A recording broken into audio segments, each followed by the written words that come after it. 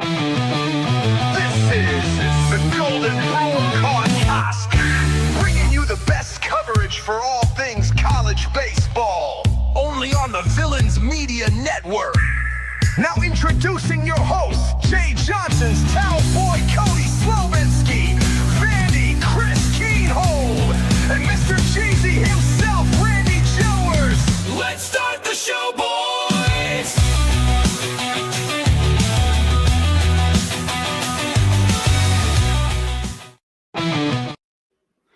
Welcome in. Welcome to the Golden Broom podcast. I am your host, Cody Slavinsky, joined as always by Vandy Chris. And apparently, Chris, we have an issue.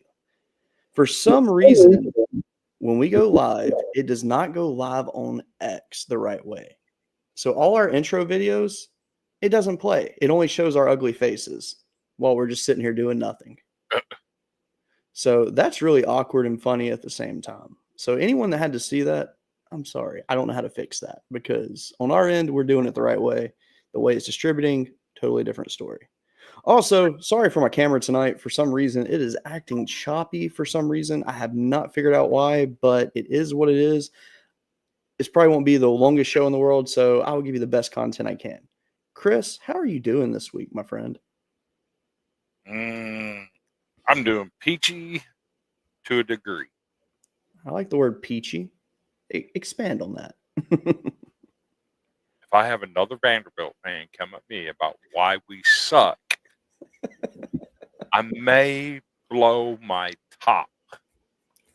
I mean, and this is a conversation we're going to have in a little bit, and I understand where fans are coming from because that is the unfortunate nature that we have with this sport is anytime your team is not performing at a championship caliber, you're doomed.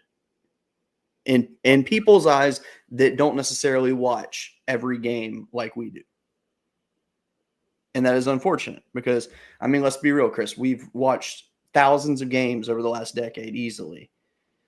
And now, like we've seen the highs, we've seen the lows of our teams. We understand it. We get it. Like when we go through a slump, we don't like it, but we accept it. We move on. We keep going and we keep rooting for our team. But there is a fine line where you have to start questioning things. Okay, but let me put this reminder out there for some fans of a certain program that is a national championship pedigree. The year that we won our first national championship, we went 15-15 in the SEC. We had to play a play-in game to get in the SEC tournament against Tennessee, who won 2 out of 3 during the regular season series. It's not the end of the world to go 15-15 in the SEC or 14-16 or 13-17. If you win 13 games in the SEC, you're going to the tournament. Stop freaking out. I mean, look at what Florida did last year and made it to Omaha. I was waiting on it. But no, I mean, look what they did, though. They didn't have a good team at all last year, and I don't know. This ain't football, Andrew. This is baseball. Head out the gutter, sir. So before we get into things tonight, there's been an update on betting for the national championship in baseball this year. There's a few different ones out there. So what's up, Dominic? How you doing tonight, brother? So BetMGM currently sits at Tennessee. I want to say Tennessee plus 400, LSU plus 450. Bet Online is both teams at plus 450. You're seeing a trend that the betting eyes are seeing, and yet you have teams like Georgia and Arkansas who are playing very hot baseball at the moment, who have not shown much of a weakness this year. And they're not getting that kind of love that you would expect. Because right now, I'll be honest with you, if I made an unbiased top 25 right now and not basing off what I see from other pages and all that, I would really consider having Georgia at number 1 based off of what they've done lately. Because they have been highly impressive. That sweep of Auburn was eye-popping. Yes, and what they did today was eye-popping. I mean, my God, scoring 20 runs midweek which is not unheard of in this day and age, is still impressive. I mean, they won't quit hitting the long ball. And the more amazing part about that is their 2 best players, was it Zaborowski and Burnett? They're both transfers. Zaborowski started at Miami, Ohio, went to GCU, and now at Georgia. And then you got Burnett, who came from UNC Asheville. And both these guys are just dominating. Mhm. So, I mean, with Georgia, I mean, really, their only weakness is what can their starting pitching do for them? And how long can 2 to 3 innings out of starting pitching last for them before it catches up to them? So I got to check something real quick because if I'm not mistaken, isn't there another SEC team that should be getting some love? Double check that. I mean, there's a lot that should be, but who you got in mind? Why isn't Texas got better odds at winning the World Series than LSU? Because Texas just lost their best player for the season. Max Ballou is done.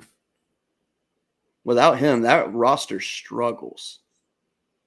And don't get me wrong, hey, I get what you're saying on that because I mean Texas outright they won the series. Game 1, LSU dominated, and I was like, hey, this is going to be a good series for us. And then game 2 and 3, the fans took over, and they were impressive. And Texas felt that energy, and they rode with it, and they looked amazing. And they've given me no reason to doubt them. I think they're definitely a team that needs to be talked about. Now, are they going to be able to sustain by losing arguably their best player for the season? I mean, that's not easy to overcome. Now, obviously, one player doesn't always make a difference. And at the end of the day, a coach like Schlossnagle should have people ready to go behind him. So that should balance out. But can it? And we understand why Arkansas is not getting any love. I mean, That's a curse. how many times did Dave Van Horn have to fail in postseason to get the message across? He might not be the one to get it done. No, it's true. I mean, and you know, this is going to sound crazy, but our topic that we're going to discuss in a little bit, I almost put his face on there. And I was like, you know what? I'm going to hold his face off of there because I'm not saying that Arkansas is a team that's underachieving per se. Because obviously in baseball, you can't expect a national championship every year. And they're pretty consistent with making it to Omaha or close, even though the last couple of years have been different. But there is a legitimate curse around that man. And if anyone says they're not, they are blind. Because everyone in the world that's been a longtime baseball fan remembers this catch. And that right there alone proves that there is a curse. But no, let's go over some quick scores before we get into all of our stuff tonight, because there are actually a lot of good midweek games going on. So number 16, Auburn, who we were just talking about that got swept by Georgia, they actually got beat by UAB at home tonight, 4-2. Very good win by the Blazers, who have been a very good team this year, but definitely struggling.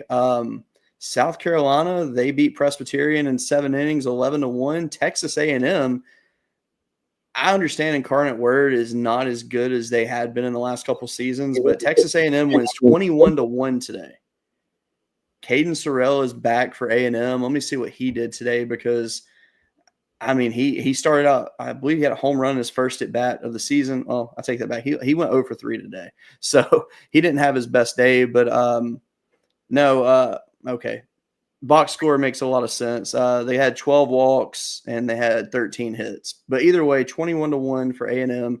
Good midweek win for them. They need it as they get ready for this weekend. Some other scores: Duke blanks Davidson 12-0. Northwestern wins 2-1 over Illinois Chicago. West Virginia goes on the road and successfully defeats Ohio State 9-6 after Ohio State had a fantastic weekend against Oregon. Let's see some others. Coastal Carolina run rules Campbell 15-1 today. Goodness, a lot of run rules today. Tennessee beats Tennessee Tech 7-1. Florida State beats Jacksonville 11-10. Louisville beats Indiana 6-4. That's a good midweek win for them. Ole Miss run rules Jackson State 18-7. Maryland is upset by UMBC 5-2. Georgia 21-1 over Queens. These are just fun to read now. Boston College gets upset by Northeastern 3-0 today. And then apparently there was a football game today where Washington beat St. John's and Queens 22-14 in 8 innings. Now, some current games that are going on. You got Arizona and Grand Canyon tied at 2 in the third. You have Georgia Tech up 12-0 the fifth over Mercer. Missouri State is currently beating Oklahoma State 7-4, which may I say, I might address this in a little bit, but Oklahoma State men's athletics in the big three, okay? I'm not talking wrestling because wrestling is different for them because they're fantastic at wrestling, even though without their national championship, they're probably to finish third, but that's a different story. But their big three, baseball, football, and basketball, heavily struggling right now. Something we'll discuss in a little bit. Oklahoma's up 6-1 on Texas Tech. LSU's up 6-2 on Louisiana Tech. Fun fact, Louisiana Tech has 3 starters that were former LSU players. Mississippi State's up 5-3 on Memphis in the ninth. Let's see. Right now, top of the ninth, Vanderbilt, Western Kentucky knotted at 4. What? Bottom 9. Oh, bottom 9 now? Oh, yeah. Still 4-4? And once again, a starting pitching performance out the window. Is it still tied? 4-4. Okay. Another starting pitcher gets a no decision because our bullpen couldn't hold a lead. Shame. Top of the 7th, Alabama is up on Samford 10-9. Arkansas is up 7-4 on Grambling in the 8th. That's kind of weird. Clemson's up 10-4 on Georgia Southern, and Virginia is up 11-5 on Old Dominion. That is your update on the scores for today. I have a score for you. All right, what you got? North Carolina 11-1 over Gardner Webb. Mm-hmm. You asked me why I bring that up. Do you know how many runs per game North Carolina averages and where that puts them nationally? Mm-mm. They average 6.5 runs per game. That's not good. 148th nationally. Considering where this team was last year, that is weird. But they did lose a lot of players, so I give them that. But I look at the record and look where they're ranked in the top 25. They're 21-7. I mean, that tells me you don't have to score a lot of runs to win in this era of college baseball. You don't. Yeah, it's true. If you have great pitching, it can carry you. For sure. Absolutely. But again, though, how long can that carry you? Because your pitchers aren't always going to have a good outing, which might be a reason why North Carolina's fallen out of the top 25 in the majority of the polls. But it is what it is. That being said, let me pull this slide up real quick for us. Got our SEC league standings. Canva was acting stupid tonight, so I wasn't able to put records or anything like that. As you see, I have the spacing to do. But Tennessee leads the way, tied with Georgia, Arkansas, and Texas for first. You got LSU behind them, a game back. You've got Alabama, Ole Miss, Oklahoma, Auburn. Then you have Kentucky, Vandy, Florida, Mississippi State, South Carolina, A&M, and Missouri to round it out as the only winless team in the conference. I mean, just looking at this right here, right now, through 3 weeks, what teams do you feel are a lot higher than they're going to finish, and what teams do you feel are going to finish higher that are lower right now? Give me just a second. Let me look at it again. Because I'm going to tell you one team that I'm not giving up on yet is Florida. Because they're getting healthy. They showed a lot of potential over the weekend, I thought. Not necessarily, hey, we're back and we're ready to go, but more like we're getting there. A&M is another team that I'm like, they are due at some point. One weekend, they're going to explode, and they're going to shock people. Is that going to happen this weekend? Probably not, considering they're going to Knoxville. But A&M is due for something good.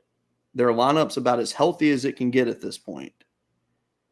So when is Lavallee and Cash and Sorrell going to get in that groove together and start producing?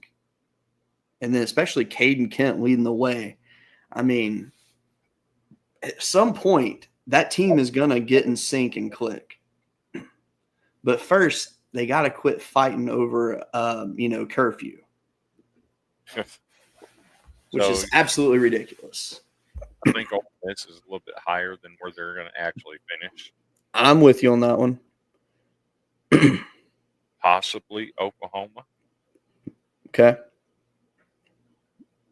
But it's getting to the point where it's do or die for Florida and Texas A&M. You don't want to be sitting at 1-11 or 2-10 after this weekend. Sure. So, fun fact, at this point last year, let me pull up the actual stats so I have it, because I saved it today, and it was a crazy number. All right, let's see. All right. So last season, LSU started conference play 3-12 and finished the year at 13-17. They got hot when it mattered. Then they played their way all the way to the conference tournament championship, which I know the SEC no conference tournament really has meaning unless you're like on the bubble and trying to earn an auto bid. Like, I get that. But, LSU ended up with 17 total conference wins after the tournament, after starting with only 3 wins and 12 losses. So that is one reason why I'm like, hey, anything is possible. You also have to consider who they played early and who they played late, too. True. Very true. They had everybody tough early, everybody not so tough late.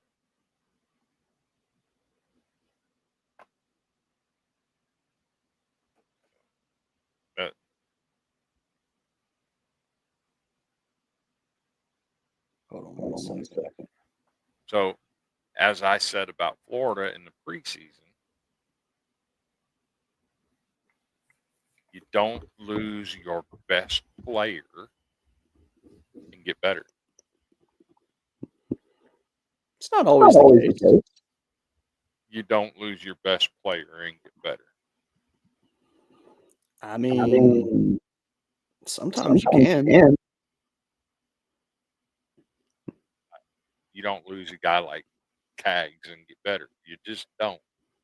What about losing a guy like Charlie Condon and getting better? But are they better? Yeah. Other than Auburn, who is 4-5 in the SEC, they have a losing record in the SEC. I mean, they were 4-2 before the weekend. Other than Auburn, who have they beat? I don't even remember their schedule off the top of my head. I mean, so let's take a look at Georgia's schedule so far. Let's do it.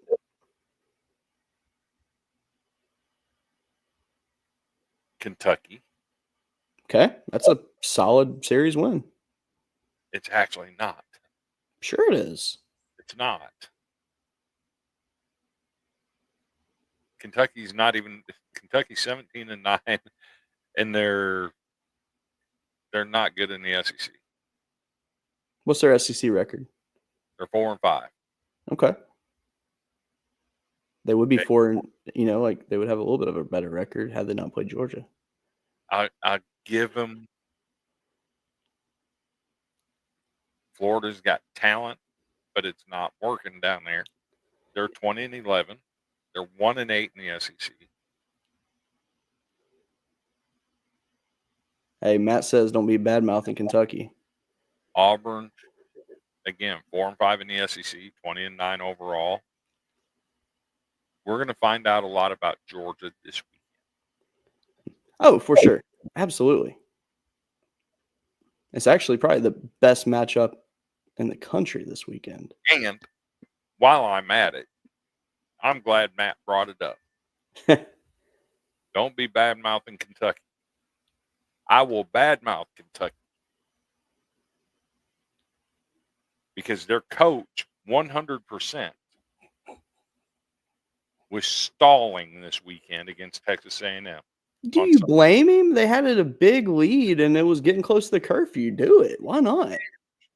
He was stalling, and then he wanted to chirp. Why not?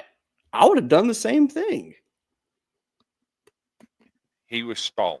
I thought you were defending him on it too.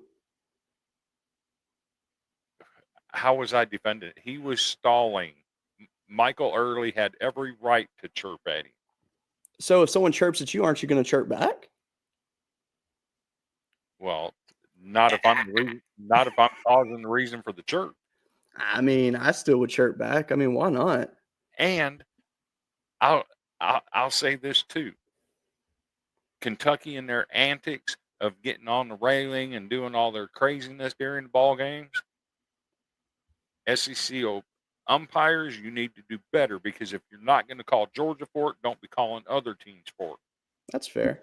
Ejecting 2 players out of the game because they're making noise on the rail, stop it. If you ain't going to do Kentucky that way, don't do everybody else that way. Absolutely. So let me address my friend Chris Joseph here. This weekend, LSU and Oklahoma play at Oklahoma. Very excited for this series. I am very curious to see how packed that stadium gets, because I have a feeling it will sell out. And I have a feeling it's going to be an insane environment. I'm very excited for that. And this is a rivalry that I want to become a thing in all sports, because when LSU and Oklahoma have played in the past in football, it's just been different.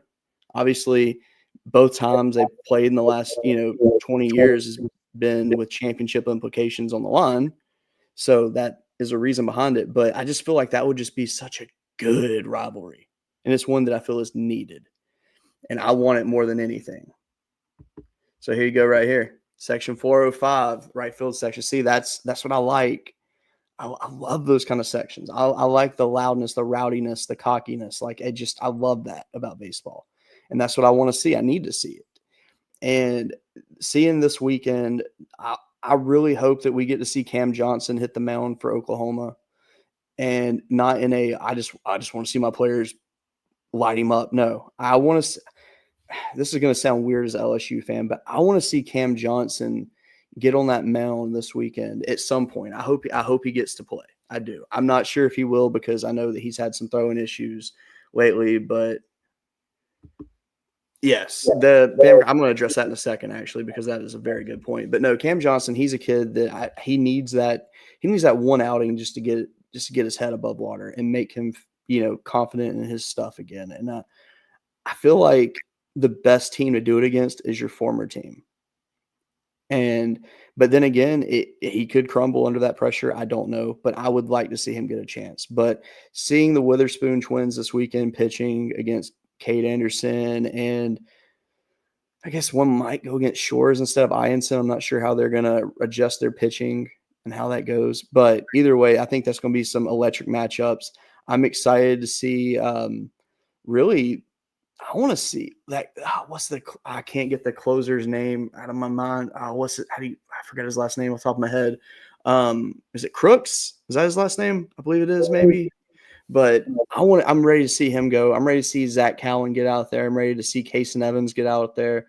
Like, it's going to be just a fun environment. Yeah, Crooks. Okay. So Dawson Willis plays for Oklahoma, very, very good player. His brother played a season at LSU before going to Louisiana, and man, excited. But I shall move on from that game, because Chris will tell you, I can talk LSU all freaking night. I get on my rambling express there, and yeah, I'm excited. But no, the Alabama crowd this past weekend in the Oklahoma series, it was not what I expected to see it be. I watched one full game, and then I watched like an inning or two of another. But I was not able to watch the full series. I was actually really busy this weekend dealing with a sick kiddo and all kinds of fun stuff. But No, the crowd, for some reason, the Bama crowd is not what it needs to be in baseball. And I think, Chris, do you remember about, oh God, I don't know, it was about what, 6, 7 years ago where I was complaining about that. Remember when their stadium was getting built and they were playing in Hoover and Vanderbilt came to town? And I was like, dude, this turnout is terrible. I'm pretty sure that might have been the night that Gonzo hit the ball to the moon, took the cover off the ball. I think that might have been that night. That weekend. I think it actually was. Because that was when Filthy Fulmer went off against them. And I mean, it was a fun environment, but the fan turnout was just not good. But yet you got teams like Auburn who have great turnouts for their games. Like, I don't get it. I don't know what it's going to take to get the Alabama fans into that zone, because the Tennessee series, game 3 for that was sold out. I don't get it. So, all right, let's move on to another topic. Well, you had a question here. Oh, I do? Sorry, my thing went away. All right.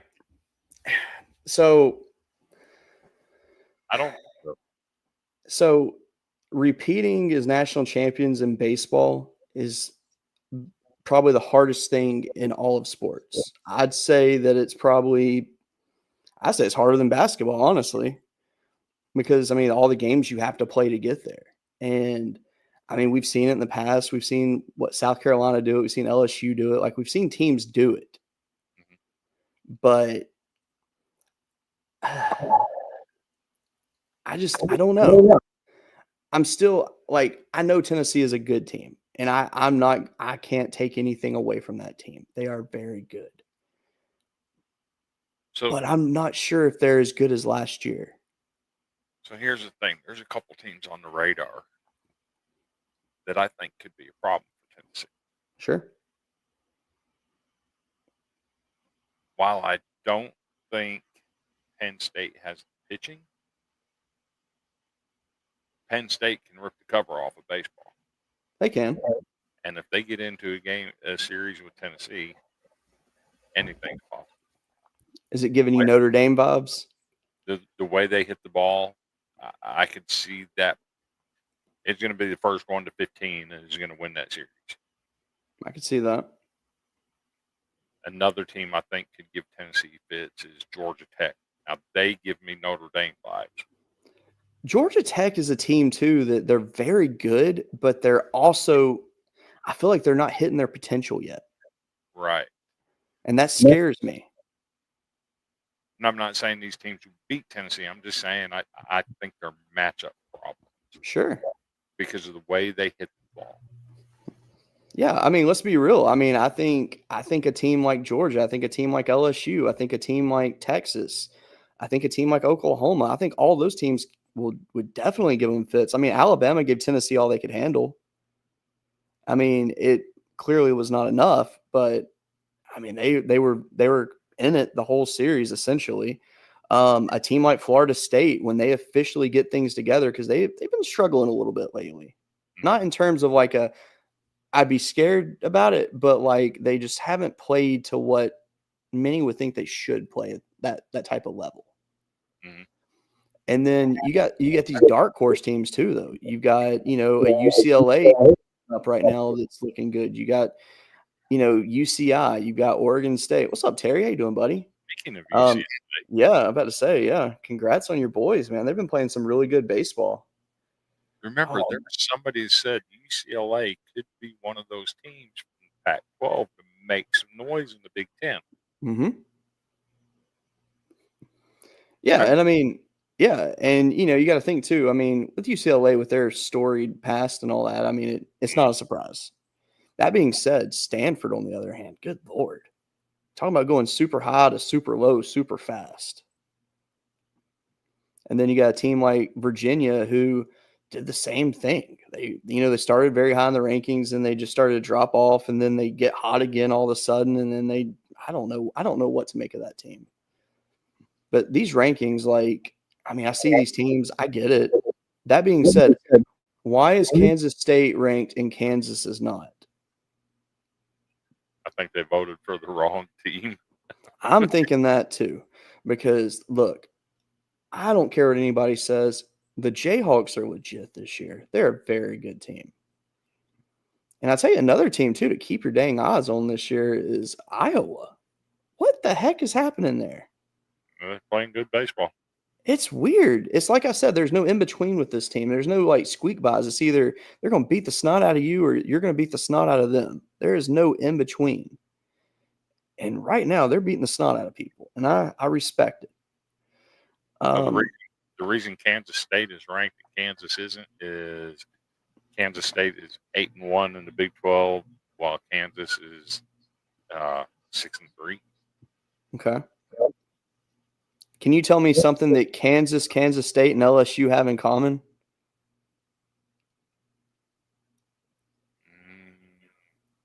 It's actually funny, too, when you discover it. They all have a loss to LSU.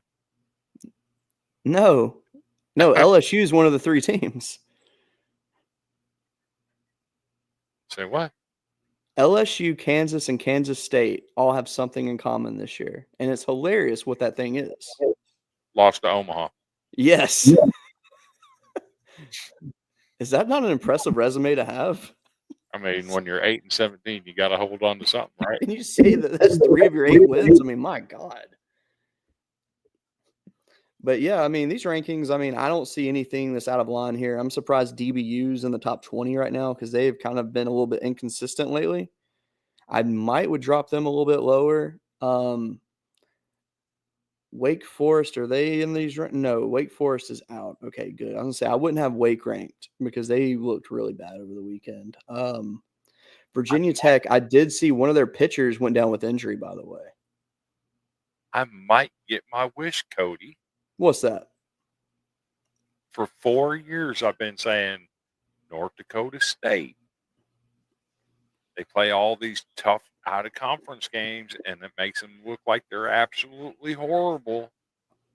But then they're really competitive in their league. What are they sitting at right now?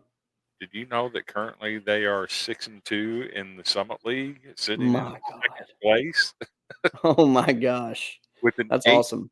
16 record overall. Yeah. That being said, look at their schedule though. That schedule sucked. Yeah. And I will say they are a good team.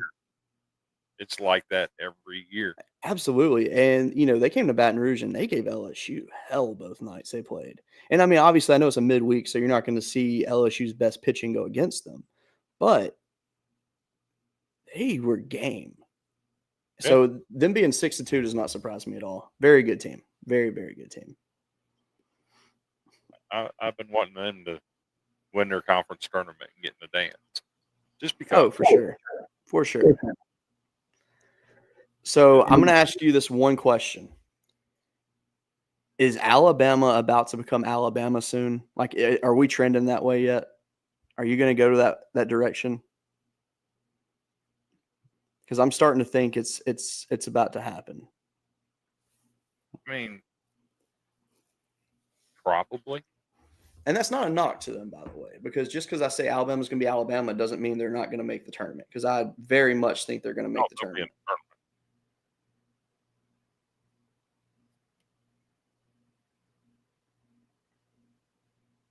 They'll be in the tournament, definitely. I mean, I would hope so. But we shall see.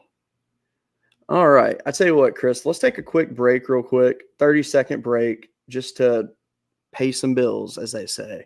Let's knock this out, and we'll be right back.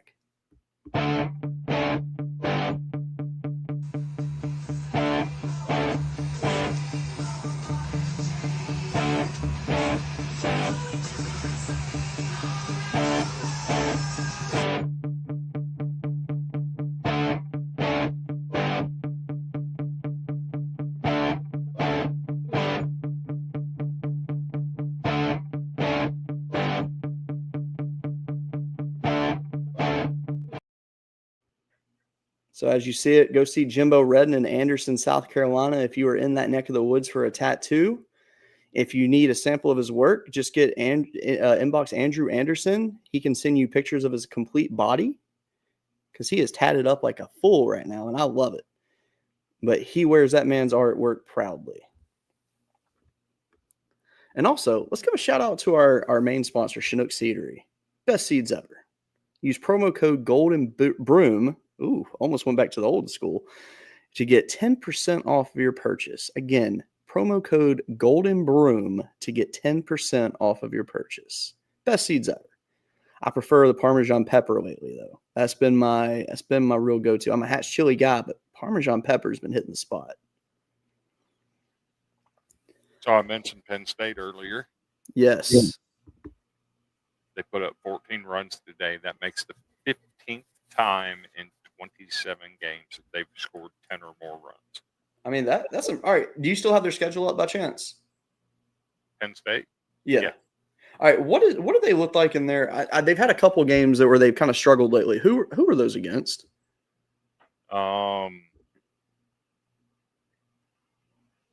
They lost 2 out of 3 to Michigan State. They got shut out by Weirza. Yeah. And then they lost the rubber match 10-5. Then they played a midweek game against Pittsburgh and lost 9-2. And then lost 2 one-run games to Michigan, 8-7 and 6-5. Okay. So the 2 Michigan schools. I got you. But they got Farley Dickinson tomorrow, who's on a bad run.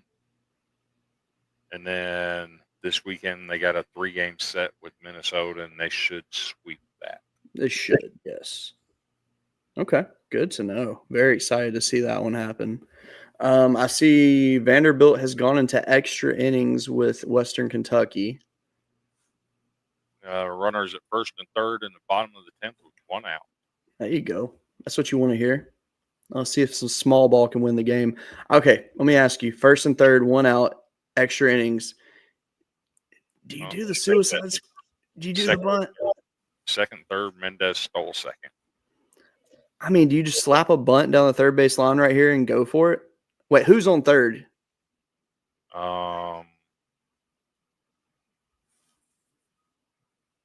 Jacob Humphrey. How fast is he? He's pretty good. Okay. He's second on the team stolen bases last year. Okay, so there you go. So if there was a guy that you wanted to take home, are you going to bunt right here? Actually, I'm not swinging the bat at this point because it's a 3-0 count. Oh, no. Yeah, leave that bat on that shoulder and make him strike you out. Yep. Or at least just put the ball in play. Let's see. A couple other updates. Texas State has taken a 5-2 lead in the bottom of the 9th over Texas.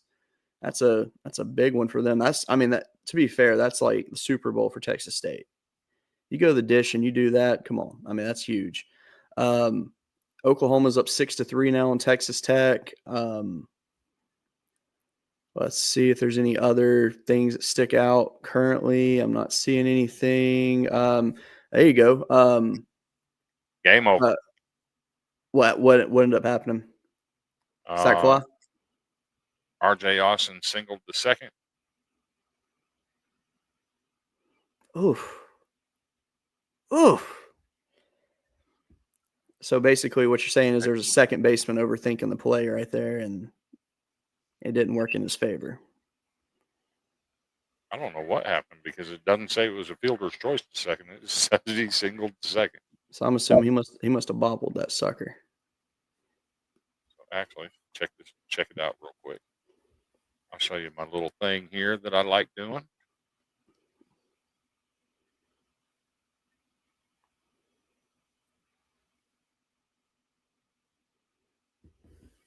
I love getting on StatCast and following along. Absolutely. So you can check it out. You got the home stats. Like I said, 15 strikeouts again tonight.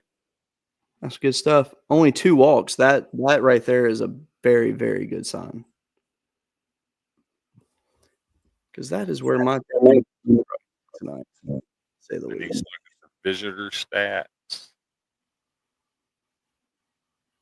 They only had 6.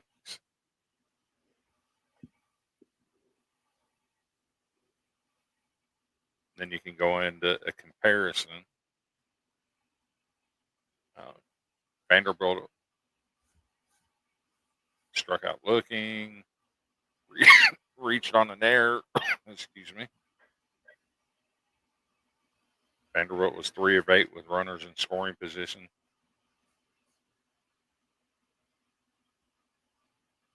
Yeah, pretty nice little. If you're into doing stuff like that, that's fun to do. Oh, absolutely. Absolutely. All right. So, Chris, this is the topic I want to discuss tonight. Why are elite teams trending down currently? So, before we get into it, I'll explain what I'm saying here. Over the last 10, 15 years, you've had your teams that have popped up and started sticking out. Okay. So, a team like Vanderbilt, they've really, obviously they found their edge. They've had a good run many years. And then last couple seasons, really, I mean, to be honest, since NIL has kicked in, they've started to kind of trend down a bit. I'm not saying that like all hope is lost, but that's why Tim Corbin's on the list. And I put him in the middle because that thumbs up picture is just iconic to me. I've used it in how many graphics now with Tim Corbin? A gazillion. Because it's like my favorite image. I'm putting Florida here because, I mean, look, they're starting out bad this year. Last year they didn't have the best season. I mean, obviously they made it to Omaha. There you go. And, but, it's a situation where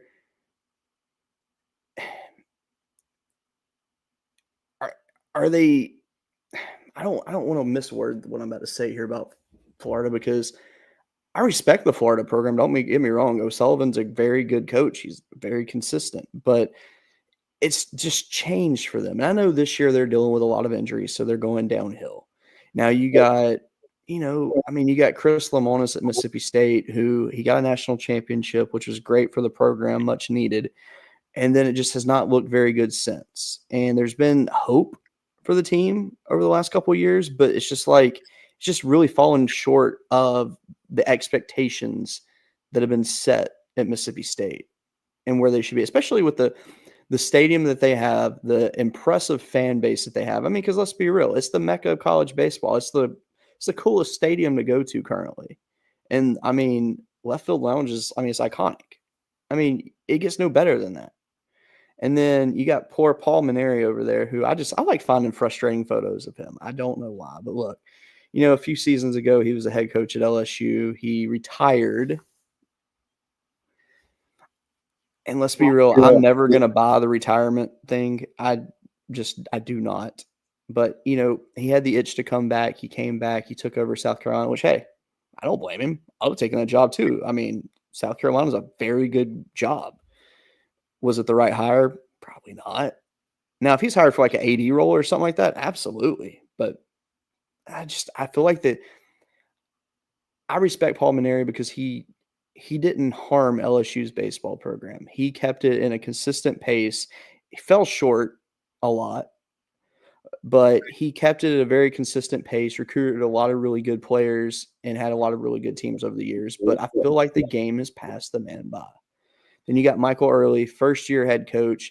The team fought to get this man as the head coach to the point where administration said, you know what? We're buying in. Let's do it.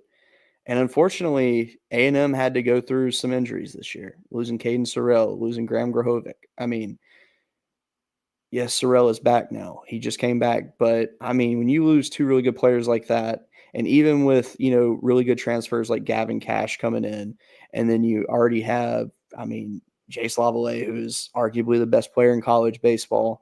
At least preseason he was. I mean, I don't know how people view him at this point. I personally still think he's a great player. You have a guy like Caden Kidd on the roster. I mean, the roster top to bottom, and there's a reason they were preseason number one every because they're loaded. but yet they can't get the job done. So my question is, why? Why are these good teams failing right now? So I can speak lively on one. Yeah, and that's the main one I want to talk about, actually. So something happens with Vanderbilt every year. Mhm. It happens to LSU a lot, where they put together these recruiting classes that are just unbelievably talented. Mhm. But then Major League Draft rolls around, and half of the recruiting class is gone because they're getting drafted in the top 5 rounds. Sure. Yes, NIL makes a difference, but you're not going to get a guy in the top 5 rounds to get drafted to come to school with the amount of NIL that college baseball has to offer. Sure. It's just not going to happen that way. So you're losing half of your recruiting class to the draft. And then it leaves you in the pickle. Well, who can we get to school? And it's happened that Vanderbilt ended up with a bunch of guys that could play multiple positions on the roster that didn't excel at one position. So then you're playing chess and checkers with who you're moving around to certain spots. That hasn't worked out the way you want it to work out. Okay. For instance, a guy like Braden Holcomb, who's got a mean bat, has the potential to add some incredible power to the lineup. He came in as a pitcher. Out of need, he platooned at first base last year. And then he got moved to right field. Well, guess who the starting third baseman is at Vanderbilt this year? It's a Braden Holcomb. He can play many, many positions. But he doesn't excel at one. A guy like RJ Austin, who platooned at first base last year out of necessity because we lost our first baseman. So in his 3 years at Vanderbilt, he's played short, he's played second, he's played first, and now he's in center field. And when you have that much movement in your roster and guys that can play multiple spots but don't excel at one, it kind of gets you in a pickle. Yeah. So now Holcomb started out the year starting at third base. Now he's our starting left fielder, and we've moved Brody Johnson in at third. Well, the other day, Johnson is the heir apparent at shortstop. Sure. About it. The other day, he started at shortstop, and Holcomb played third. So, again, you're moving people around, and you're playing checkers and playing with the roster and your lineups and everything. So it's wild to see sometimes, and it can hurt your program in terms of, okay, I'm a guy that hits a lot of home runs. Well, Vanderbilt's not the program for you because that's not the offensive flow that they go with. They're more of contact hitters, like to play a little bit of small ball, and you're not going to get the power hitters, which part of the game is turning to power hitting. But it's my contention, you don't have to have a lot of power to win in college baseball. Yeah. And when I say that, I can bring up the Arkansas series. We had a chance to win 2 out of the 3 games and scored 3 runs in one and 4 runs in the other, and had a chance to win without hitting a single home run. So it's weird. I don't think Vanderbilt's in any danger of missing a tournament or anything. They're going to be in there. No, they will be. But on these others, you've seen this coming from Florida for a couple of years now. Yeah. When you have to use a starting position player as your third-day pitcher, you got a problem. But, I mean, in that case, that was a little bit different, though, to be fair. But was it? He couldn't make it out of the 4th inning. But his stuff was pretty dang good. For 3 innings. Yeah. But he would have been better as a reliever. So now you're cooking your bullpen because you got a guy that can't make it out of the 4th inning. Can you imagine how tired Cags had to be after each weekend of playing? Oh, you know he was. Like, I think that's why he's doing so well in the pro level, because he was clearly a really great baseball player, generational talent. But now that he's in the pro level, though, he looks so comfortable because he's not having to worry about doing 2 different things now. But I want to touch on something with Vanderbilt, though, because you said something, and I'm going to slightly disagree with you about it. You're talking about the loaded recruiting classes and losing these players. So over the last few years, that had been a thing. But lately, though, so you used LSU as a comparison, which I mean, it's accurate. It really is. And the difference is, though, is that LSU is drawing these guys to campus now. Curiel, Schmidt, Aaron Beatty. Those 3 guys should have been day 1 draft picks easily. But they opted out to come to school. Kason Evans, another guy. I mean, these guys are coming to school now. So what is it that Corbin's going to have to do going forward to adapt to, convince these guys, hey, coming to college can benefit you more now than ever before, because you're clearly seeing it with all these guys that are just jumping to the league quickly. I mean, over the last few years, the guys you've seen come through the SEC that go quickly. I mean, my God, Wyatt Langford instantly to the MLB essentially. Then you have, Dylan Cruz, Paul Skeens. You have Nolan Chanel. I mean, you have all these guys that are quickly going up to the league. And, Cags is probably going to see the league at some point this year. Trey Morgan's another one. He's in AAA. He's going to be in the league soon. Christian Moore, same thing. I mean, all these guys are they're just knocking on the door. Rhett Lauder's already in the league. And these guys are freshly removed from college. At what kind of recruiting pitch is Corbin going to have to adjust to convince these kids of, hey, I understand you're wanting to, take the check, sign the money, do what you got to do, whatever. But if you come to Vanderbilt, not only are you getting a great education out of it, but, you're really going to advance your game and have you that much more ready versus where you're at now. Like, what kind of pitch is he going to have to get that to happen? Because other schools are getting these kids to come, but I feel like there's like something missing there that's not happening, and I don't get what it is. And before you rebuttal that, hold on. I will say this, though, and it's not knocking the talent that Vanderbilt's getting, because Vanderbilt is getting great talent.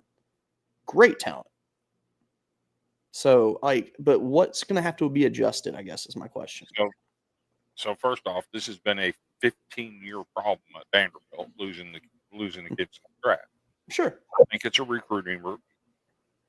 If these guys are going in the first or second round, don't waste your time recruiting them, because they're not coming to campus. Sure.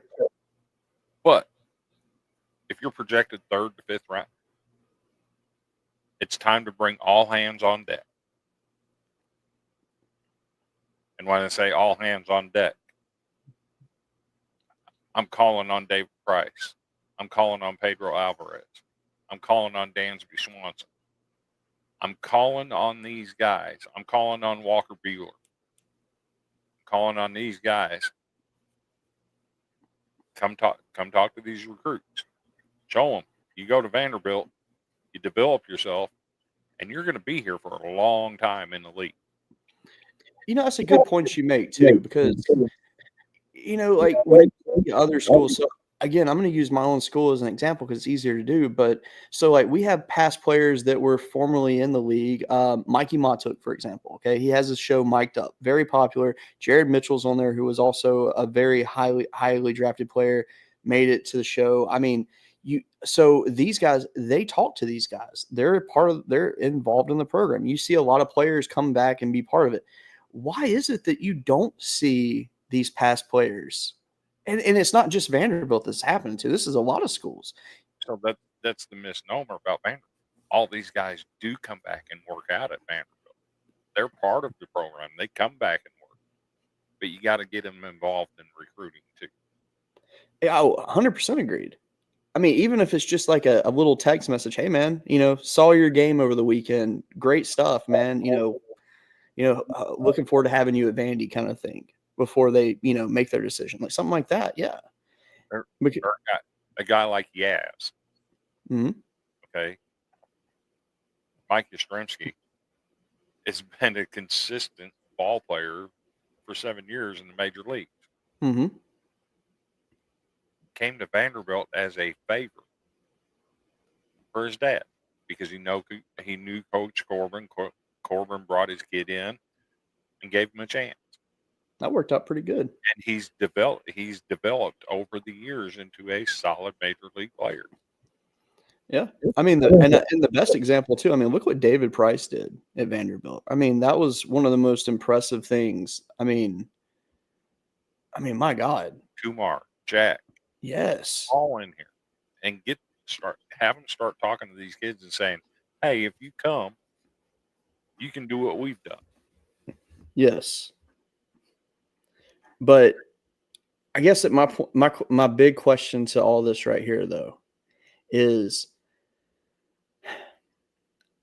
how many more seasons do you think Corbin's going to put up with the results that he's getting before he says, you know what? It's time. I'm going to say once he gets to 20. How many more is that? They've been to 17 straight. Okay. I can see that. I really could. And it's not that I'm not going to go as far as saying the game has passed Corbin by, but I feel like there's areas that he needs to adapt better. That's not necessarily on the field coaching or stuff like that. I think it's more behind the scenes stuff. And maybe I'm far off on this. I mean, obviously, I don't know what happens behind closed doors at Vanderbilt, but from what I've seen over the years, it's like a lot of these coaches, it's like they're essentially, if you look at them in a sales platform, they're, really good at getting, they're getting names for their list per se, but they're not able to close. Right. You can get a lead all day, but if you can't close, what are you worth? Fair. And I'm not, and I'll never knock Tim Corbin because he's one of the greatest coaches in the history of the game. One of the greatest baseball minds ever. On these other coaches, though, if Lemonis survives the entire season, I'll be shocked. Yeah, and the bad thing about it is that what I can't really knock Mississippi State for their performance this past weekend because that was not their fault. There were so many situations that I have to give them a little bit more credit for because one, they played a great series over the weekend. They really did. I mean, they are a very, very good team. They are. But they're just behind that mark where they need to be. So I'm not going to say they should have won the series. That falls on Lemonis. No, it does. And let's remember, he got ran out of Kentucky. Mm-hmm. Okay. He inherited a job where they fired a coach 2 weeks into the season, and they used an interim coach to get him to Omaha, and then they replaced the interim coach with Lemonis. Let me ask you real quick on that. So let me ask you, had Canizaro not had the issue that he had, do you think that program would be in a heck of a lot different place at this point? No. Really? No. I Interesting. wasn't sold on him either. I was very sold on him, though. I can't lie. I was a big Canizaro fan. I really was. But I will say, though, I think Lamonis is one that his seat is hot. I think It's extremely hot. I think Mike Bianco, I think that his seat, on the other hand, I don't think he has a hot seat at Ole Miss. I think he has a situation of it's kind of like a Corbin situation at this point. I think it's like when you walk away, that's when you're gone. And I think they lit a little bit of a fire under him after last year because obviously Ole Miss should have been a lot better than they were. But I think that his job is a lot safer because of where they sit currently, but they have to sustain. Because I have no idea what Bianco wants to do. I don't know if he wants to continue coaching after this year or if he's getting ready to retire, like where his head's at on that. So, and that brings up my issue with Tennessee. Okay, their Friday night starter. We've seen him in the SEC. We know what he's going to do. We know what he's done, and it wasn't good at Ole Miss. Yeah. So, is he going to be able to keep doing what he's been doing throughout the season in the grind that is the SEC? It's a wait and see. It's true. So Dominic brings up a good point right here about alumni from a program can't directly recruit. They're not allowed to make in-person phone or written contact with recruits or their families. So that definitely changes some things. But there is one little loophole there. When you host a kid on campus, they can be there. So here's my take on this. Do you think these alumni aren't doing that? Oh, you know that. I mean, because let's be real. Most of these kids that are going to school, especially like ones that are local, they more than likely already know alumni from the school. Mm-hmm. Any question they may have, they probably already ask it to them. We know alumni are making contact. They have to be, yeah. Because I mean, at the end of the day, you can have that rule, but if especially if you already have some sort of like relationship with a person, you can't say, "Oh, you can't talk to them." You can't do that. And it's not like these alumni are saying, "Oh, hey, if you go to this school, I'm going to give you $50,000 right now in cash to go." Like, they're not doing that crap. But if you just need someone, if you're going to ask questions, I mean, do it. Why not? I don't see why that wouldn't happen, but everybody's doing it, and if you don't think they are, you're blinded. Sure. And if everybody else is going to do it, we might as well do it too, right? Absolutely. So, but I think Lamonis, if he survives the season, I'll be shocked.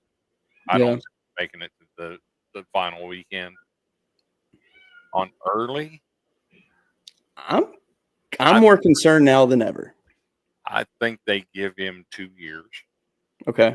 If it's not better next year, I think they'll make a move. They're not going to sit around and wait. But I think they give him a benefit of doubt because of the injuries. Sure. On Sullivan, I've said for 5 years, he just does not look like he's having fun out there. That is true. You see him, he's miserable. He's complaining about something. He doesn't look like his. Don't get me wrong. He's never been like that happy, emotional guy, I guess is the word for it. Like, he's never been that kind of a coach in the dugout, like what you see or whatever. But he doesn't look like he did, let's say, 5-6 years ago. Nope. Like, it's a different vibe. And I mean, I get it. I do. But I feel like with him, though, and again, the reason I have him on here, it's not, and by the way, let me say, I have these coaches on here because I just feel like their programs should be better than where they sit. And it's not I think these coaches are getting fired or anything like that. I think of this list, I say Lamonis has the best shot of being fired of all these after this season. Corbin is an unfireable coach. You can't fire the guy. Let's just be real.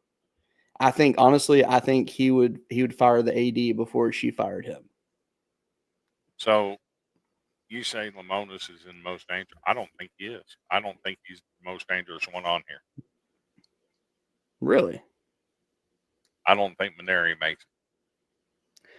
So with Maneri, I will say this. I With, think with I the new think AD, with the new AD coming in, it's clearly not working. but my question would be though is I wonder what kind of buyout he has in his contract because he's always had a very good contract. Not much. I don't know. You hear him and Ray Tanner talk about how he got hired, and he literally says, "I did friend a favor." Yeah. So the new AD coming in, I don't think he makes it out of the season. It's not working. Clearly, it ain't working, and the fans are already done. Yeah. I mean, one thing too that you have to consider, and this is definitely not a knock on South Carolina, but their program has been down for quite a few years. It has. And don't get me wrong, they had a very good team a few seasons ago. The year LSU won the national championship, that was their hottest team in a long time, and they were dangerous. I mean, who's to say that they wouldn't have beat LSU in that series? I mean, remember game 3 had to be it didn't get to happen because of weather. But that was a split series, and that was a very questionable series because LSU's third day pitching was questionable all year. Who's to say South Carolina would not have won that series? I mean, we've seen South Carolina cancel third games in series before. So. Sure. But I mean, but no, though, like, I mean, it's not like Maneri, took on like a top 5 program at that stage when he took on. So, I mean, he took on a team that needed some rebuilding. So, They made it to Supers last year. okay. I mean, And they lost a lot of players. You still got one of the best players in the SEC coming back. Sure. Ethan Petrie. You've got stuff to build on. Yeah. You were trending in the right direction. This is not working. I mean, maybe you're right. But yeah, I mean, I don't know. It feels weird to me when watching college baseball and hearing A&M, Florida, South Carolina, Missouri. Oh, I'm not gonna say Missouri because Missouri we knew they were not going to be that great this year. But those 3 though, I mean, hearing that they're at the bottom of the SEC is just. If I was a betting man, I would not have bet on that. Vanderbilt's not in the bottom. No, Vanderbilt's in the middle of the pack right now. Yeah. So, and again, I'll let me reiterate on that. So, Vanderbilt is only on here because of the success that they had, and since their last championship, it has just started to trend down. I just feel like everything's trending down a little bit, but not like straight down, but just slowly down. Well, and here's another one. You put a lot of stock into.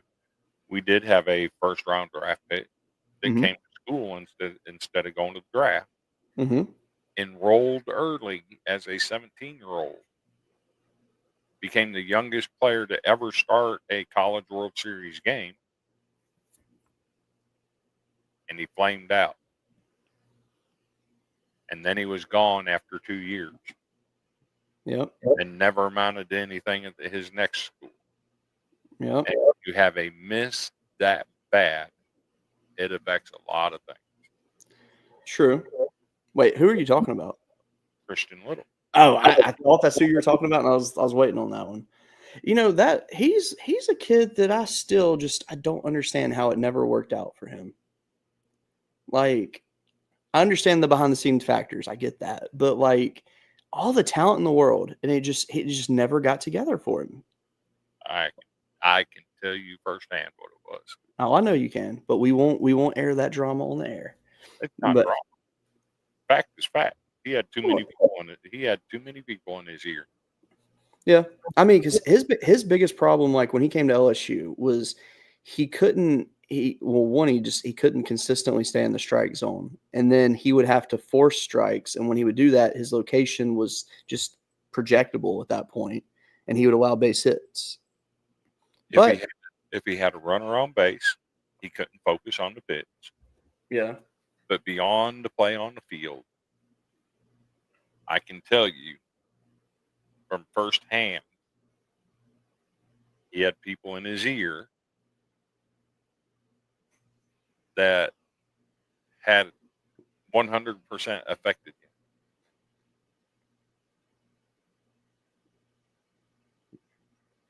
Let's see.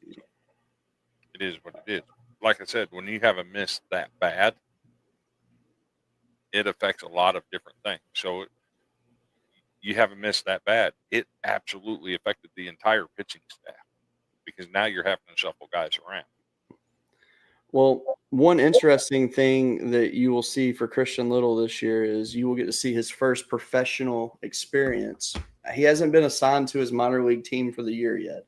I'm assuming he'll probably start in low A ball, if I had to guess. Because you're wondering, what do we do with this guy? I mean, I have no idea what the plan's going to be with him. I mean, obviously, I wish him the best. I mean, hey, the man's got a ring, so good for him. So. Actually, he don't have a ring. What? Oh, he did get a ring. Yeah, he got a ring. And, I mean, he pitched in Omaha, too. So, I mean, and he actually, when he showed up in Omaha, he actually did pretty solid. But solid for us, too. Yeah. Like, and I remember, too, like, after, like, when he started out for you guys, like, you were high on him, too. Mm-hmm. And I understood it. Like, he was doing great. But it just, I don't know. Just some guys are like that. And it's a shame. Like, there's a lot of guys that are big in high school that just doesn't pan out. One guy it is panning out for is Paxton Kling at Penn State.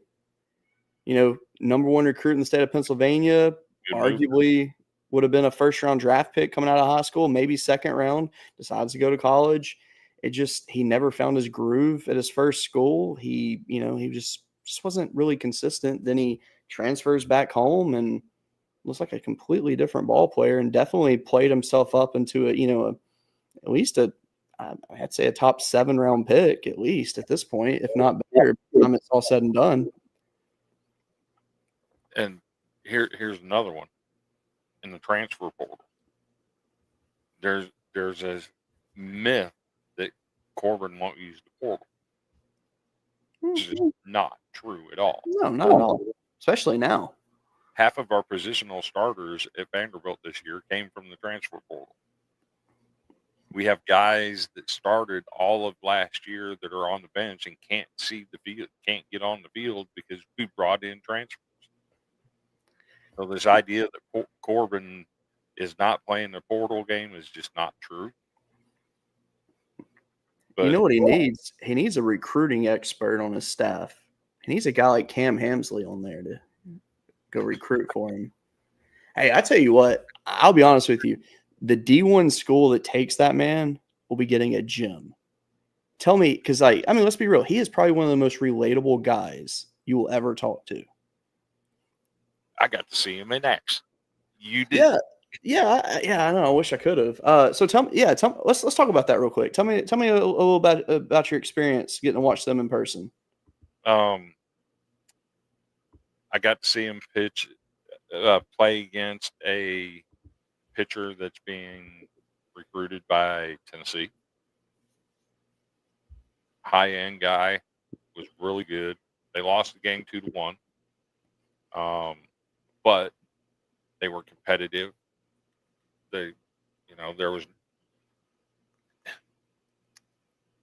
He debated at one point of whether or not he should get himself tossed. Okay. And after the game and talking to him, I'm like, that's the situation. It's 2-1, late innings. I would have absolutely gotten myself tossed. Because the call that was made was a terrible call. So, Miles Denton, Zane Denton's little brother, played at Tennessee and Alabama. Was at the plate. He steps into the box. The pitcher has his back to the home plate and is not on the mound. He's on the backside of the mound. And Miles stepped out of the box. And they rung him up on a third strike for batter delay. Pitcher wasn't even on the mound. You can't make that call there. And I 100% would have gotten tossed in that moment, in that situation, because they played a doubleheader that day. They lost the first one, and now you're in a 2-1 game, late innings, and they make a call. I'm 100% getting tossed. For sure. My goodness. I need to get in touch with him, actually. I actually got a question for him I need to ask him. So. But I did talk to Miles Denton. He wants to come on our show. We had a player on last year, John O'Pierce. Mm-hmm. I actually got to meet him in person. Okay. And he is coming on. Nice. And his named 2 other players that he's going to bring on with him. Okay. So we'll have a 3-way interview that night with 3 players. So that'll be fun. Nice. It'll be a Roan State party, baby. Let's go. So pay attention. We'll have some player content coming up soon. Hopefully we can get Randy on those nights. Absolutely. Interacts with the players. So looking forward to that. Yeah, that'll be fun. That'll be very fun. And I was given a contact. Well, contact information was exchanged with a NAIA scout. Okay. For UT Southern. Okay. And looking to see what we can do about getting him on the show. That'd be cool. It'd be fun to get a scout on. I agree with that, because honestly, God truth, when I was younger, that was like a dream of mine to be a scout. I think that'd be the coolest job in the world. And it's not that you do it for the money, because I mean, obviously, when you're at the college level, that's not going to pay a lot. Nope. But it's for your love of the game, and I'd like to pick someone's mind like that. I think it'd be very fun. So, Chris, I have a question. Are you ready for my favorite part of the show? Are we going to do the picks, or are we going to do the award? We're doing the picks, my friend. Okay. Or a question. Would you rather do the awards first and the picks to close it out, or do you want to do the picks first and the awards to close it out?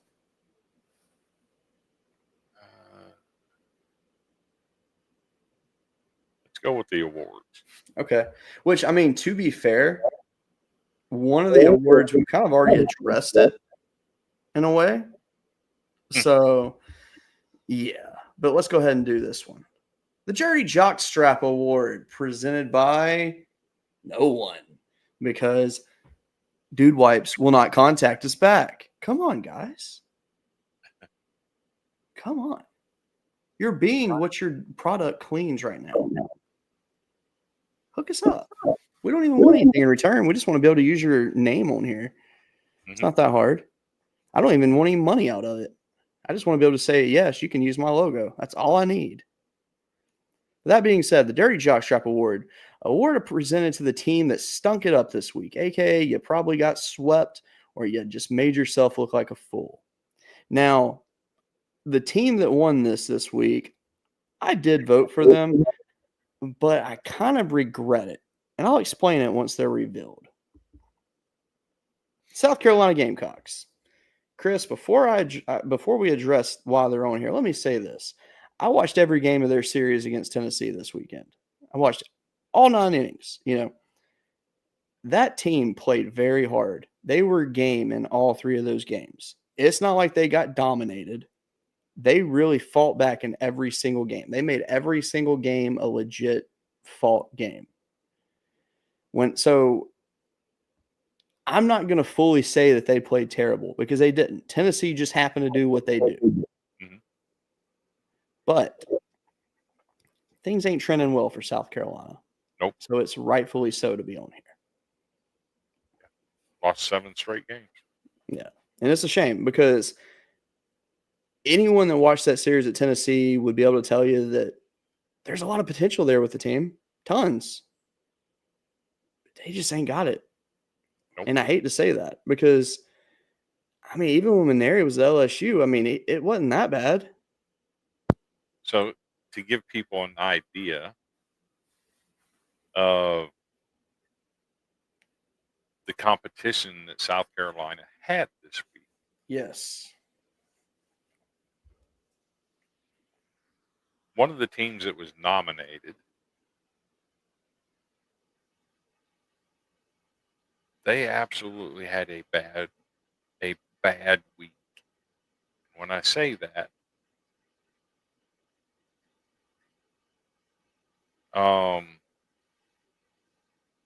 Bradley is on a 7-game losing streak, and in a 4-game week was outscored 63-30 in 4 games. Gave up 63 runs. Another team that they were up against, Delaware State, who was run-ruled twice by a 7-21 Fairleigh Dickinson. Oof. So South Carolina was in some pretty bad company this week. Yeah.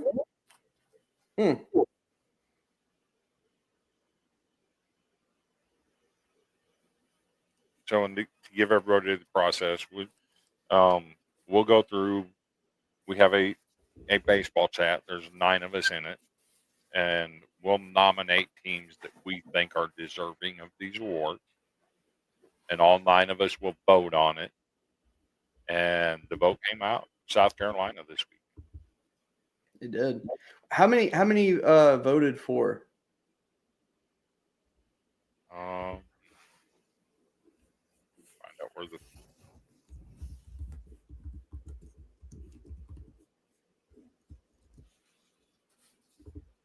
it looks like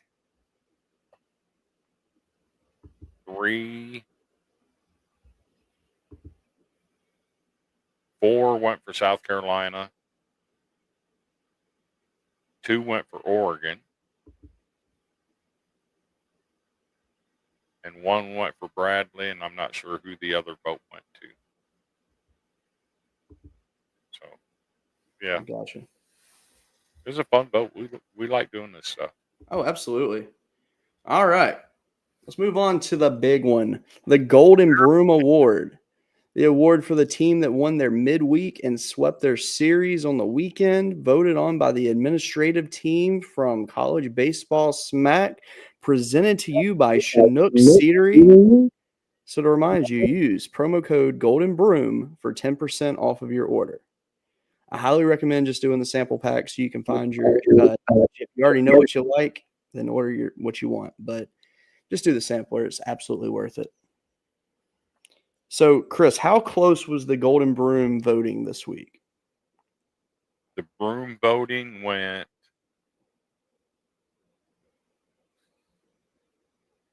5-2. Wow. With 2 no votes. Okay, so the team with 2, who was that? The team with 2 would have been UCLA. Okay, and I get that. And let me say, I almost voted for UCLA. Actually, I think I did vote for UCLA. They've won 6 straight games. UCLA's won 6 straight. They swept Purdue at Purdue, who is 20-7, and had a midweek win over Loyola Marymount. Their sweep at Purdue actually included a 16-3 run rule. Yes, and let's be real, Purdue was a team that was being heavily considered for the top 25. Yes. Before I go into this, let me address this comment right here from our buddy Dominic Ambrose. If you're not watching anymore, my apologies. I just now saw his comment. So Dominic is actually a very good at scouting. He is extremely good at it. Mm-hmm. And I am hoping that he lands a position in scouting because I think he would be A++ for whoever takes him. I just want to throw that out there. Good dude, too. Absolutely. I got to meet him in person. Absolutely great person. All right. The winner for the Golden Broom Award is the Georgia Bulldogs. Leading the nation in home runs, led by Miami, Ohio /GCU transfer Ryland Zaborowski, that's a hard name to say, and UNC Asheville transfer Robbie Burnett, the Dogs are hot. Currently riding a 9-game winning streak and a record of 29-2. The Dogs capped off the week going 4-0 with a win over West Georgia and a sweep of Auburn. I mean, Georgia leads the country in home runs. They ain't slowing up. They scored 21 today in the midweek. I mean, all they do is hit home run after home run after home run. Going into today, they had 79 home runs on the season, and then I know they hit some today. Let's see how many they hit today real quick while I've got it pulled up. So here's a trivia question. Okay. Prior to this season, Mm-hmm. we added Texas and Oklahoma. So we're not going to include them in this conversation. Can you name all of the SEC teams that have won a College World Series? Yes. All right. Missouri,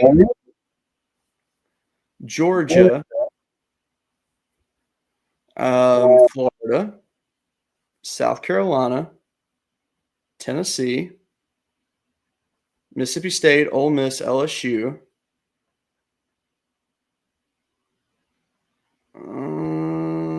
Vanderbilt.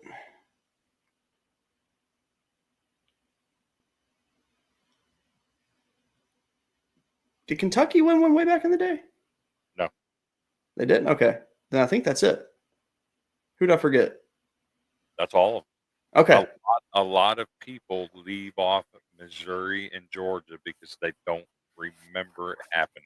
Well, yeah. I mean, Georgia was 1990 and Missouri's was like 1950. Was it 60 something or 50 something? 50 something. Okay. But a lot of people forget that Georgia's won a College World Series before. I don't know why I kept thinking Kentucky might have snuck one in there at some point. Now I'm very curious to, how close they've actually come.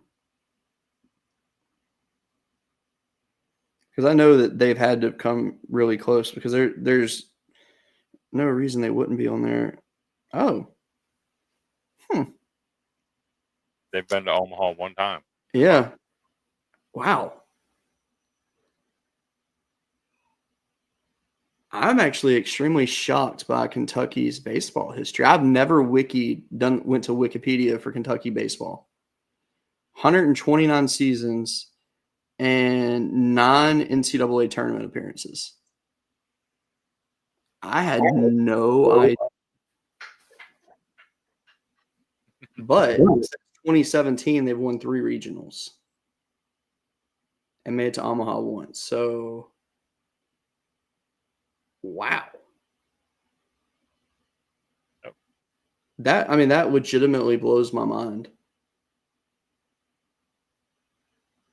Last year was their first trip ever to Omaha. Wow.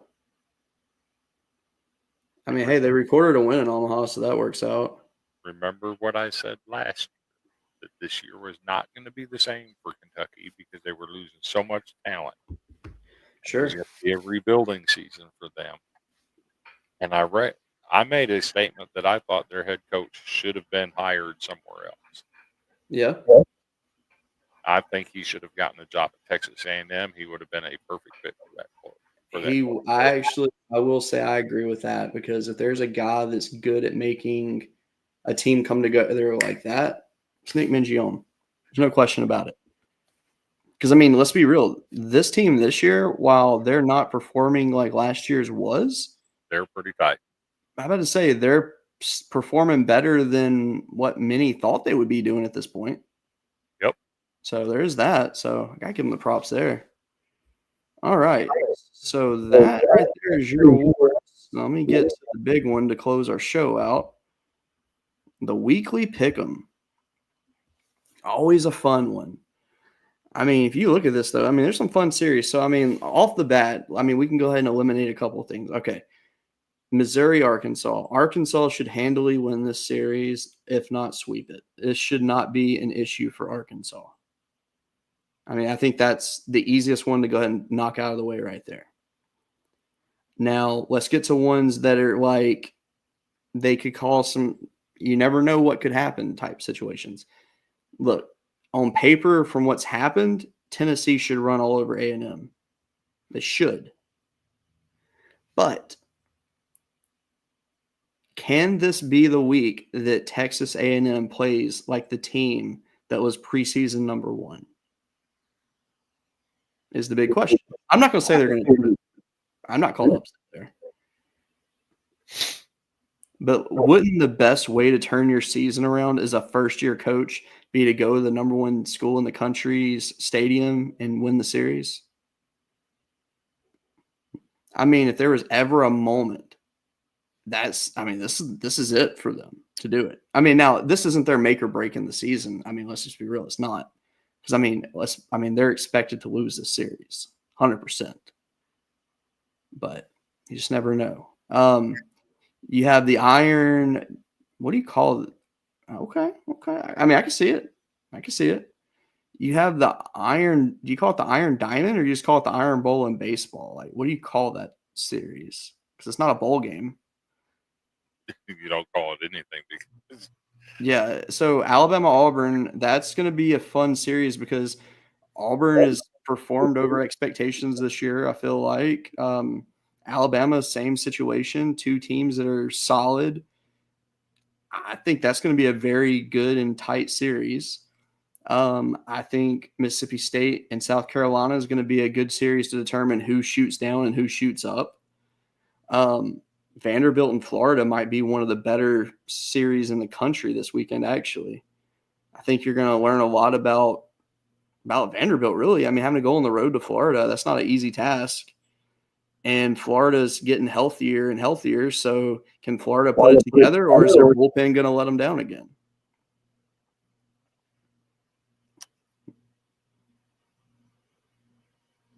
I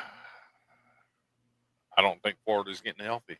They still got a guy. They still got a guy that's day to day. They still got a guy that's out. Yeah. Still got a pitcher that's working his way back. Sure. Which is never a good thing. That's true. It's very hard to just work your way back, to say the least. This Florida club that's been to Omaha the last 2 years. 2 years ago, went 2-2 against Vanderbilt. We chased them out of Hoover. And last year, Vanderbilt won the series 2-1. Until I see something that says Florida's better than Vanderbilt, I'm picking Vanderbilt to win the series. Not necessarily sweeping, but they'll win the series. That's fair. Hey, so a fun stat real quick.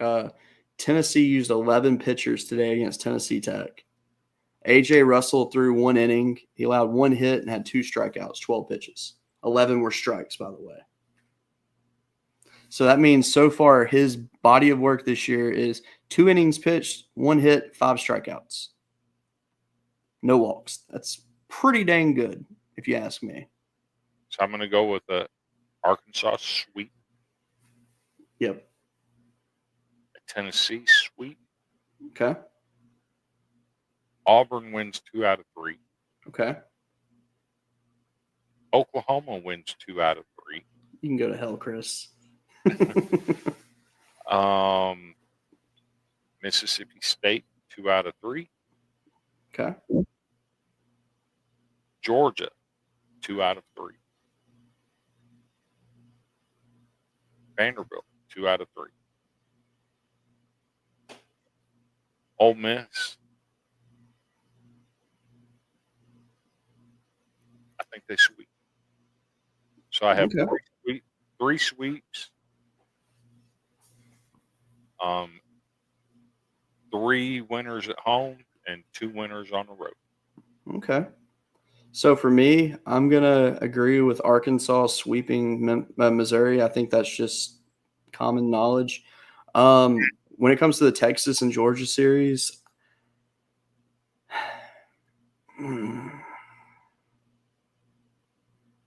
give me a Georgia sweep. I don't know why. I'm riding it.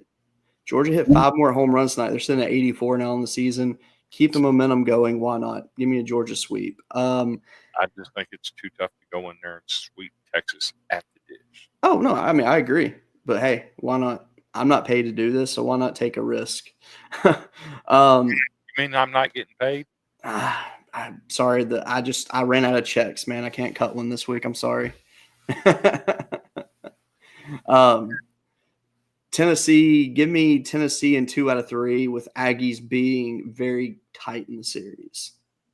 I think they're gonna give them a game this weekend. I do, but they're not gonna win the series. Mississippi State, South Carolina. I think Mississippi State is going to handily take that one. I'm not going to go sweep, but I think State takes 2 or 3. I'm calling a Gator sweep because you can go to hell, Chris, for picking against my Tigers.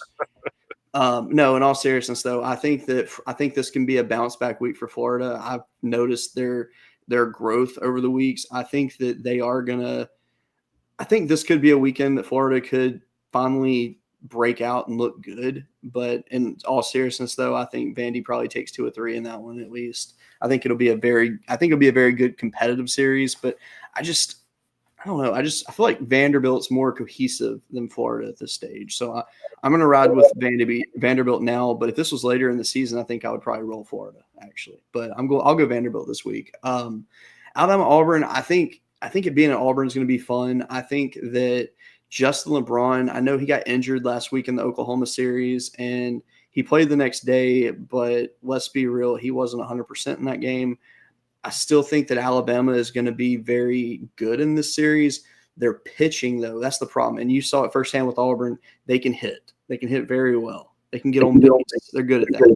I think they can take advantage of that against Alabama, and I think that they will probably win 2 out of 3 in this series. But I think it's going to be a good series. The one thing about Auburn, they do not strike out. Exactly. So, they strike out. Yeah, and I mean, at the end of the day, I mean, eventually those balls that are getting called are going to find the gap at some point. That's how I always look at it. If you're making contact early, eventually you're going to find where it needs to go.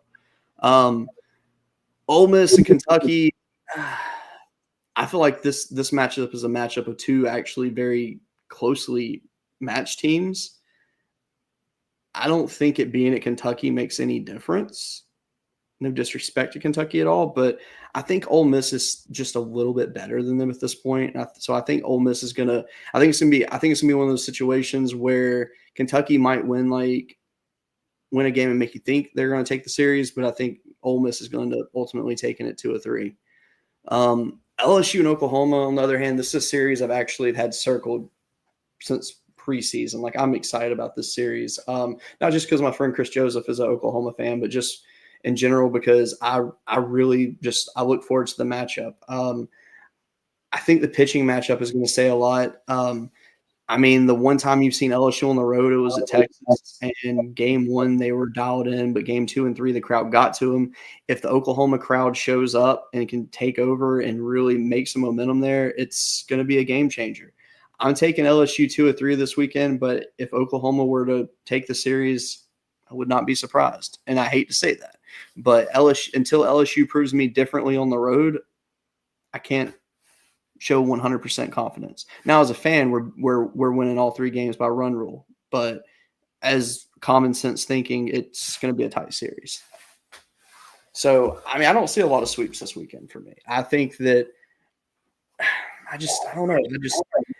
Maybe there will be. But I don't know. I feel like these are really good matchups this weekend. It's like we're really getting into the meat of things, and I'm excited. I really am. What do you think is going to be the series of the weekend?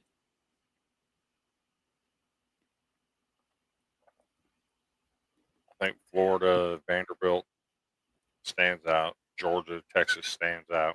Mm-hmm.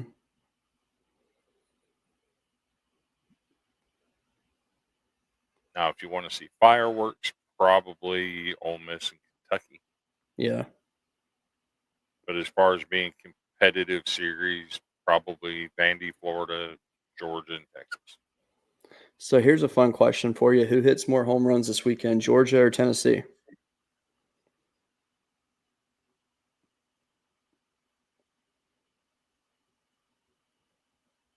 I think Tennessee does.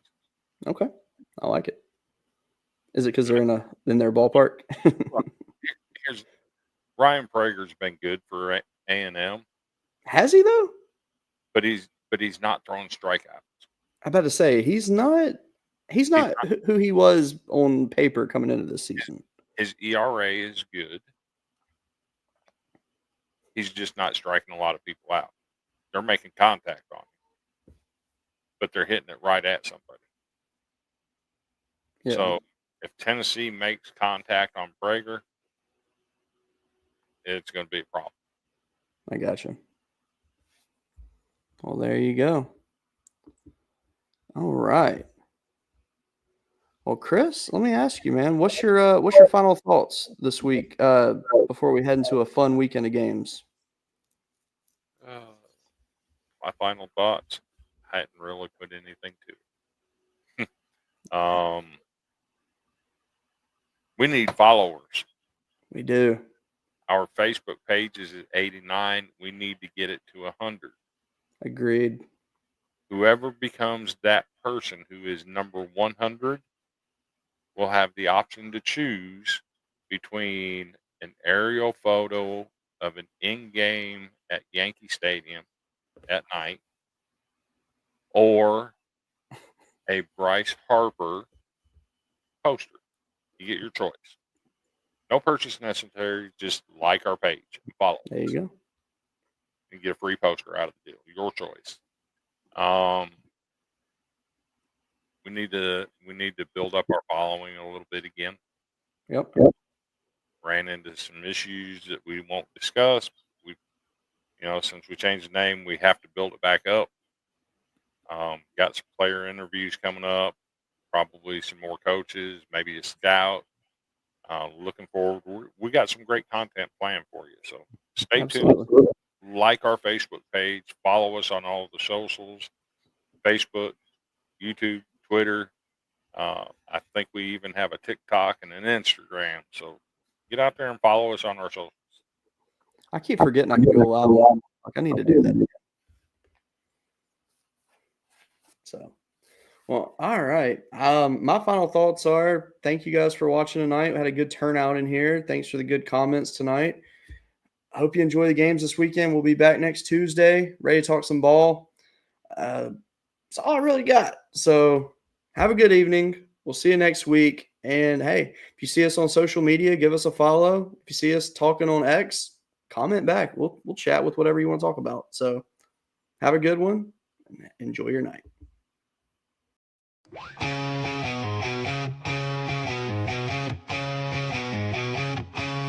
On the diamond.